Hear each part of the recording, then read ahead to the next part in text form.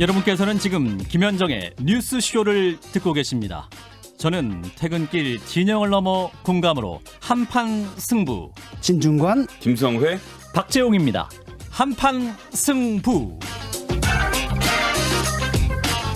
예, 국민권익위가 민주당에 이어서 이번엔 야당 국회의원들과 그 가족에 대한 부동산 거래 전수조사 결과를 발표했습니다. 그 결과 국민의힘은 12명 의원의 13건, 열린민주당은 1명 의원의 1건, 이렇게 해서 총 13명이 불법 투기 의심 의원이다 라고 밝혔는데요. 실명이 공개되진 않았지만 열린민주당의 김의겸 의원은 스스로 이것은 조사 결과에 문제가 있다라고 어제 성명을 냈죠.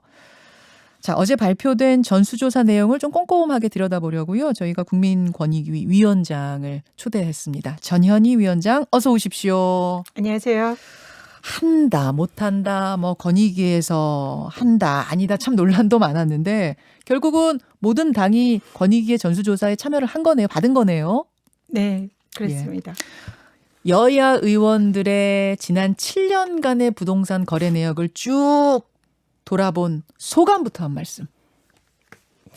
네, 사실 국회의원은 가장 국민들을 대표하는 그런 정무직 공직자로서 가장 국민들의 눈높이에 맞는 그런 청렴성과 또 윤리의식을 가져야 되는 분들이다 생각을 합니다. 물론이죠. 그래서 국민들께서는 그런 걸 기대를 많이 하시는데 이번 조사 결과는 좀 그런 국민들의 기대에 좀 미흡했다 이런 생각이 들고요.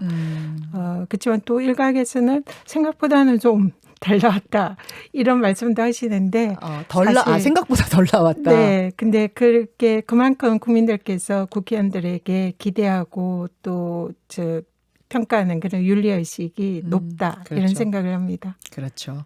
여당 민주당도 12명이었는데 이번에 국민의힘도 딱 12명이네요. 네, 의원의 숫자가 그렇게 딱 맞아 떨어졌는데요. 네. 일부러 민주당, 맞추려고 해도 이렇게 맞추기는 쉽지 그렇죠. 않을 것 저도 같아요. 그래서 결과를 보고 깜짝 놀랐습니다. 근데 비율로 따지자면 민주당의 의원 수와 네. 국민의힘 의원 수가 약 2배 가까이 조사 대상이 차이가 있기 때문에 네. 숫자는 비슷하지만 그 내용을 보면 비율은 약 2배 정도의 차이가 있는 것 같습니다. 그래요. 13명의 실명을 권익위에서는 공개하지 않았는데 당으로는 다 통보가 된 거죠? 네, 그렇습니다. 저희들은 관련 법령상 피조사인에 대한 사실 확인권이 법령에 규정되어 있지 않습니다. 그래서 사실상 조사의 한계가 있고 네네. 신고인이 제출하는 그런 어떤 자료만 보고 판단을 하기 때문에 피조사자에 대한 여러 가지 확인이나 이런 것은 저희들의 업무 권한 밖의 일이다 이렇게 그렇죠. 말씀드립니다. 그래서 실명을 아예 공식적으로 공개할 수는 없는 상황. 의혹의 내용들은 좀 자세히 들여다보죠. 명의신탁 의혹 1건, 토지보상법 위반, 건축법 위반, 공공주택 특별법 위반 합쳐서 4건, 편법증여 같은 세금 탈루 의혹이 2건, 농지법 위반이 6건. 농지법 위반은 농사를 짓지도 않을 거면서 농지를 구입한 그런 경우인가요? 네, 농지법 위반은 이제 실제로 경자유전의 원칙에 따라서 농사를 짓는 사람들이 땅을 소유하라는 게 이제 우리 헌법적 원칙인데 이런 규정의 취지에 맞지 않게 농지를 취득해서 다른 용도를 사용하는 경우에 처벌하는 규정입니다. 근데 농사를 짓지 않은 경우뿐만 아니라 또 농지 취득 과정에서 또 법에 규정되어 있는 절차를 따르지 않았을 때도 역시 농지법 위반으로 의유를 하고 있습니다. 그게 6건. 명의신탁은 다른 사람 명의로 부동산 구입한 케이스인가요? 이 한 건은? 그런 셈이죠. 지금 이제 부동산 실명제로 자신의 명의로 반드시 부동산을 구입을 해야 되는데 제3자의 명의로 구입을 해서 일종의 재산 안익을 하는 그리고 또 세금을 탈루하는 그런 효과가 있기 때문에 이 부분도 지금 아주 엄격히 처벌하는 그런 규정입니다. 이 한 건 지금 적발이 한 건이잖아요. 명의신탁. 네. 누구 명의로 구입한 겁니까? 이 사람은? 그는 제가 지금 말씀드릴 수가 없습니다. 어차피 실명은 안 나오는 거니까 이거는 가족의 명의로 한 걸로 알고 있습니다. 가족 명의로. 네. 국민들이 아마 개개 사례를 다 궁금해하실 테지만 시간상 전부 소개해 주시기는 어렵고 가장 좀 질이 안 좋았던 사례. 이거는 좀 어떤 게 있을까요? 구체적 사례는 사실 제가 보고를 받지 못했습니다. 저는 이번에 그 국회의원 전수조사 모든 과정에서 사실상 직무 회피를 했기 때문에 이 내용에 대해서는 제가 관여를 할 수가 없었고 민주당 의원이 이걸 뭐 그러면 뭐 편파적으로 하는 거 아니야? 이런 또 의심받으실까 봐 오해를 살 소지가 있어서 그리고 빠져 또 계셨죠. 동일한 이런 조사 절차를 보장하기 위해서 제가 이제 회피를 했습니다. 그래서 내용에 대해서는 제가 구체적 내용에 대해서는 제가 현재도 알 수 없는 상황이고요. 그래서 구체적인 사례 내용은 제가 말씀드리는 게 제가 아는 바가 없습니다. 그 조사할 때는 빠져 계셨어도 나중에 결과 보고 받을 땐 다 보셔야 되는 거 아니에요, 의원장님? 네, 뭐 그래서 오늘 방송에 필요한 정도만 제가 확인을 하고 오늘 출연을 했습니다. 근데 지난번 민주당 발표 때도 불만의 소리가 나왔던 게 뭐냐면 의원들 사이에서 추가 소명의 기회가 없었다. 이런 불만의 소리가 나왔거든요. 어떻습니까? 이 조사 과정에서요. 일단은 이제 그 신고인들 그러니까 당에서 제출한 동의서를 바탕으로 관련 자료들을 저희들이 다 확인을 했고요. 관계기관에 제출을 받아서 그리고 서면 조사 또 현지 실사 탐문 조사 이런 걸 이제 다 거쳤습니다. 그럼에도 불구하고 의혹이 이제 제기가 되는 건에 관해서는 당사자들의 금융 내역서나 그리고 소명을 저희들이 다 받았고요. 그래서 실질적으로는 모든 의원들에게 소명 절차를 당을 통해서 공식적으로 다 거쳤습니다. 그러니까 이 정도면은 판단 내리기에 충분하다 할 때까지 소명 들었다 그 말씀이신 거죠. 그런 걸로 알고 있습니다. 13명의 실명을 공개하진 않았습니다만 열린민주당 김의겸 의원은 스스로 이제 입장을 밝히면서 스스로 이제 공개를 한 셈인데 이렇게 항변을 했습니다. 2018년에 25억 원 주고 산 그 흑석동 상가 미공개 정보를 이용한 거 아니다. 그러니까 관사 들어가 사는 방식으로 살던 집 팔고 거기다가 대출 16억 원 받고 뭐 해서 영끌에서 무리하게 상가를 산 건 공직자의 도리가 아니라고 본인도 인정을 하지만 그렇다고 미공개 정보 이용한 건 아니다. 사실은 이거는 합법이냐 불법이냐 여기에서 중요한 지점이기 때문에 굉장히 달라지는 부분이기 때문에 이건 좀 확실히 할 필요가 있는데요. 어제 권익위에서는 미공개 정보를 이용했다 한 의혹이 있다 이렇게 보셨네요. 김의겸 의원 건은 이번에 조사 과정에서 권익위에서 새로운 의혹이나 문제점이 드러난 것은 아닙니다. 근데 현재 말씀하시고 계시는 그런 의혹들이 현재 경찰에서 수사 진행 중으로 저희들이 확인을 했고요. 그러한 사안의 경우에는 이번에 국회의원 전수조사에서 그 사안을 수사기관에 의뢰를 해서 그 의혹에 대해서 진실 규명을 할 수 있도록 저희들이 송부를 한 그런 내용입니다. 경찰에서 수사 중인 거는 이제 거기에서 조사하고 있는 것을 따라서 발표하는 것이다 그 말씀이신 거예요. 그걸 만약에 저희들이 종결을 하게 되면 오히려 경찰 수사에 영향을 미칠 수가 있기 때문에 그 사안에 대해서는 경찰에서 확인을 해서 수사로 종결을 하도록 저희들이 송부를 한 셈이죠. 그러면은 지금 경찰에서는 미공개 정보를 이용했다고 보고 조사 중, 수사 중이란 얘기군요. 그 얘기는. 그런 내용들이 지금 수사 중인 걸로 알고 있습니다. 사실 지금 김의겸 의원 같은 경우는 내가 건물을 산 건 2018년 7월인데 2017년 6월에 이미 사업 시행 인가가 그 지역에 났고 2018년 5월에 시공사 선정 기사도 났기 때문에 다 아는 사실이다. 이렇게 소명을 하고 있는데 어떻게 생각하세요? 네, 저도 기사를 봤는데요. 주장하시는 말씀이 사실이라면은 그 부분은 뭐 상당히 또 합리적인 일리가 있다 이렇게 생각을 하는데 일단은 지금은 이제 당사자의 주장이므로 그에 대한 구체적인 내용은 수사 결과에서 밝혀질 거다 생각을 합니다.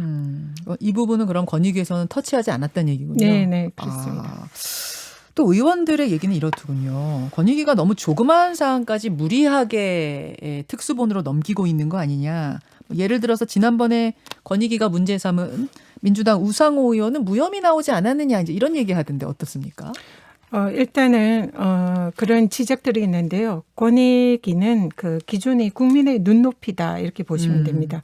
국민의 눈높이에서 조그만 의혹이라도 제기되는 사안에 대해서는 저희들이 그게 덮어버리면은 그 더 이상 그 진실을 밝힐 그런 기회가 없어지잖아요. 그러니까 국민의 눈높이에서 그리고 법령이 정한 기준에 따라서 조금의 라도 의혹이 있거나 의심이 있는 경우에 저희들이 그걸 이제 이번에 결과로 나타냈다 이렇게 보시면 될 것 같고요.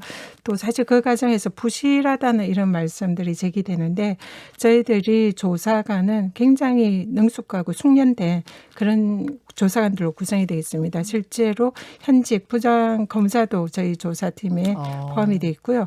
그리고 변호사 출신들 그리고 검경 수사관 출신들 그리고 또 전원위에서는 현직 부장판사가 또 이걸 전체적으로 거르고 권익위 직원분들만 하시는 게 아니에요? 저희들 권익위 사실 직원이라고 할 수 있죠. 파견 부장 검사이고 전원위에 또 비상임위원이고 그리고 조사관들도 아주 숙련된 이런 법조인 출신들이 상당수를 차지하고 있고 그렇기 때문에 실질적으로 조사는 저희들이 강제 수사권이 없다 뿐이지 아주 면밀하고 철저한 그런 조사를 했다. 이런 말씀을 드리겠습니다. 민주당 우상호 의원은 무혐의가 난 게 맞습니까?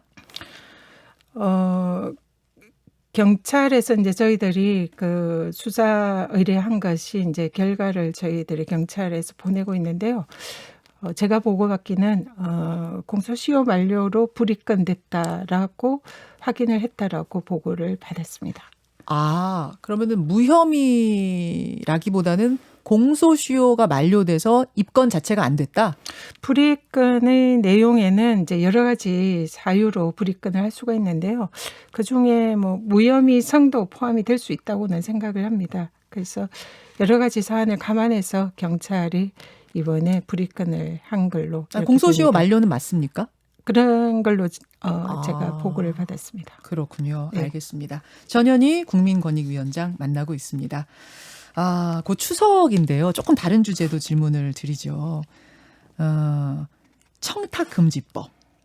지금 현행은 선물할 수 있는 게 얼마까지 정해져 있죠? 선물 기준은 사실상 기준이 없습니다. 지금 청탁금지법이 국민들에게 상당히 많은 오해를 이렇게 드리고 있는데요. 일명 김영란법. 네. 근데 실제적으로 청탁금지법은 이 선물 가격을 규제하는 법이라고 보기는 어렵습니다. 근데 선물 가격 규제 있지 않았어요? 기본적으로 청탁금지법은 말 그대로 부정한 청탁을 공직자에게 하는 것을 금지하는 법이에요. 그래서 청탁을 하지 말라. 그런 거고 또 그런 청탁의 범위에 이제 접대라든지 선물이라든지 이런 것도 포함이 될 수가 있는데요. 근데 부정한 청탁을 하지 말면서 공직자들에게는 금품이나 이런 걸 이제 주지 말라. 이게 기본적인 법의 취지입니다. 근데 다만 그 범위가 공직자들의 경우에는 직무 관련성이 없는 일반 공직자들. 그러니까 이제 우리 앵커님이 저 같은 사람 안다고 하더라도 서로 직무 관련성이 있다고 보기는 어렵잖아요. 그렇죠. 그런 경우에는 저는 앵커님한테 마음대로 선물을 드릴 수가 있고요. 앵커님의 경우에는 이제 저 같은 공직자에게는 접대나 선물을 할 때에 기본적으로 이제 100만 원 정도까지 1회에. 100만 원, 1회 100만 원. 그리고 연간 300만 원 정도는 하면 안 된다. 이게 이제 기본적인 취지입니다. 그리고 직무 관련성이 없는 경우, 있는 경우에는 원칙적으로 금품 수수가 허용이 되지는 않지만 아주 예외적으로 원활한 직무 수행이라든지 사교나 이런 사회상규에 어긋나지 않는 정도의 관계일 때는 그때는 아주 예외적으로 직무 관련성이 있어도 농수산물의 경우에는 선물이 10만 원까지 허용된다. 이런 규정입니다. 그러면 농수산물 10만 원 그건 직무 관련성 있는 경우에 맞습니다. 해당하는 거고 직무 관련성이 영 없는 경우에는 100만 원까지도 공무원들한테 허용이 된다는 거죠. 그러니까 선생님과 교사와 제자 관계면은 직무 관련성이 있는 거니까 10만 원인 건데 만약 교사와 뭐 교사의 친구분이다. 이러면은 네. 이러면은 100만 원까지는 받을 수 있는 그 직무 거예요. 관련성 부분이 이제 약간 애매하기는 한데 그렇다고 이 법이 모든 공직자, 모든 교직원, 모든 언론인들에게 선물은 10만 원 이상 하면 안 된다. 농산물의 경우 그리고 일반 선물은 5만 원 이상 하면 안 된다라는 규정이 아니라는 거죠. 일반적으로는 그런 신분을 가진 분들에게는 100만 원까지는 허용이 되고 다만 직무 관련성 있는 예를 들면 민원을 제기를 한 경우 민원 뭐 이런 인허가를 좀 이 공무원에게 부탁을 했는데 그럼 그 공무원에게 또 사실상 10만 원까지는 가능하다고 어떻게 보면 그런 법이라고도 볼 수가 있는 거죠. 아니, 대가성이 있을 경우에는 10만 원이고 그러면 뭐가 아예 안 되는 뇌물이죠. 거잖아요. 네, 그렇습니다. 그건 뇌물이잖아요. 네. 그러니까 대가성이 없지만 직무 관련성만 있다 하면은 아까 말씀하신 10만 원. 원칙적으로 그 직무 관련성 있는 공직자에게는 금품을 주는 것이 금지되어 있지만 원활한 직무를 위해서나 사교나 의례 목적으로는 직무 관련성 있을 때도 10만 원까지 가능하다. 이 10만 원은 또 농수산물의 경우고요. 그냥 일반 선물은 5만 원입니다. 그리고 더 중요한 것은 이 법이 이제 마치 모든 일반인들에게 공직자의 신분이 없는 일반인들에게도 일종의 기준으로 적용이 된다라는 이런 이제 오해들이 많이 있는 것 같아요. 그래서 명절 되면 소비가 위축이 된다. 일반인들이 선물을 10만 원, 농산물 경우 10만 원 이상 구입을 안 한다. 그래서 청탁금지법 시행령 올려달라 이런 요청들이 많은데요. 실제로 일반인들에게는 이 법이 적용이 되지 않습니다. 일반인들한테는 적용 안 그러니까 되고 부모님이나 친지나 이웃들에게는 이 법의 그 선물가의 기준과 전혀 상관없이 선물을 마음껏 하실 수 있다는 거죠. 기본 취지에 대해서 지금 설명해 주셨고요. 지금 농민단체에서는 어떤 얘기하냐면 아까 직무 관련성이 있는 공직자에게는 10만 원까지 선물할 수 있다. 이것 좀 올려달라. 명절 때만이라도 올려달라는 요구를 공식적으로 했습니다. 지난 설에 20만 원까지 올려줬던 거 이번에도 좀 적용시켜달라. 코로나 때문에 너무 힘들다 이러시는데요. 어떻게 보세요? 농민들께서 굉장히 어려움에 처해 계시고요. 코로나뿐만 아니라 자연재해 이런 걸로 영향을 굉장히 많이 받으세요. 그리고 또 농어민들 경우에는 추석이나 이런 명절이 그 1년 중에 가장 중요한 이런 판로를 또 확대할 수 있는 그런 또 시즌이기도 합니다. 그런 의미에서 청탁금지법 시행령을 현재 농수산물 10만 원을 20만 원 올려달라 이런 말씀을 하시는데요. 충분히 그 뜻과 마음은 이해를 합니다. 그리고 실제로 올렸을 때 약간의 또 소비 진작 효과도 있었다는 것도 저희들이 알고 있고요. 그런데 한편으로 생각하면 청탁금지법의 취지는 공직자들의 최소한의 청렴성을 보장하고 보호하기 위한 법인데요. 그래서 직무 관련성 있는 공직자들에 대한 기준이 10만 원입니다. 그러면 이 말은 그 만약 이걸 20만 원으로 올린다 생각을 하면 직무 관련성 있는 공직자들에게 기존에 10만 원 주던 걸 20만 원 올려주는 그런 내용인 거죠. 그래서 사실은 이게 법의 취지로 볼 때는 20만 원 올리면 공직자들만 선물을 높은 선물을 받도록 만들어주는 그런 법이라고도 볼 수 있거든요. 그리고 일반인들은 아까도 말씀드렸지만 이 법의 적용을 전혀 받지 않습니다. 안 된다 그 말씀이시군요. 그래서 결국. 이 부분에 대해서 저희들 권익위 전원위원회에서 이 내용을 이제 의결을 해서 그게 이제 시행령이 바뀌게 되는데요. 어제 전원위원이 열렸습니다. 그런데 대부분의 위원들이 이번에는 이 법을 시행령을 개정하면 청탁금지법의 취지가 근본적으로 훼손이 될 수 있다.